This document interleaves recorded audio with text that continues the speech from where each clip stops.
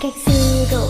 Em biết mình phải làm sao đây, khi đôi bàn tay ngày càng buông lơi. Em không thể giữ anh nơi này, vì anh là gió tự tại, gió muốn bay nhảy khắp bốn phương. Em là ngọn cỏ chỉ ở một nơi, chờ gió thổi cho chút yêu thương. Em không thể xác định được rằng mình đã yêu nhau được bao lâu, nhưng những ngày qua là niềm hạnh phúc thôi. Nỗi buồn để em chôn giấu, vì chắc có lẽ do duyên số hạnh phúc quá ngắn, phải không anh? Hay là do em vẫn chưa đủ tốt? Anh à nói đi, anh đừng trốn tránh. Em còn nhớ ngày ta quen nhau là ở trên Facebook đó. Từ nhận người quen bao năm không gặp, rồi mình yêu nhau lúc nào không rõ. Từng ngày qua là niềm hạnh phúc anh mang đến em những tiếng cười. Sau bao nhiêu ngày rồi cùng lấy đi hết để mình em chờ đợi. Chờ bao lâu để ta có thể quay về hạnh phúc như ngày xưa? Phải chờ bao lâu để anh hiểu ra?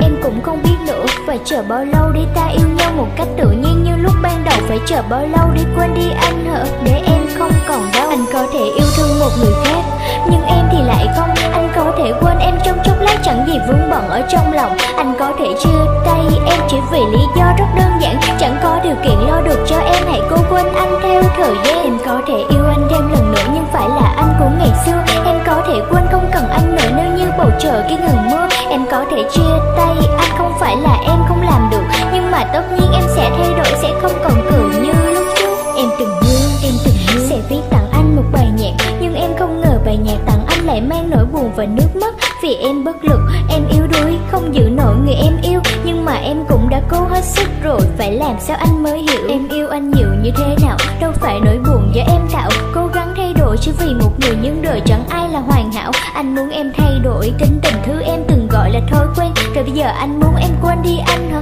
Từ bỏ một thói quen sao? Chia tay từ người nổi ra ngỡ ngàng như một giấc chim bao, để anh rời xa là điều mà em chưa từng nghĩ tới đâu. Em chưa từng nghĩ mình sẽ xa nhau, hay em sẽ quen thêm một người khác. Em yêu anh nhiều nhưng không thể hiện, sẽ xem tình yêu này rẻ mạt.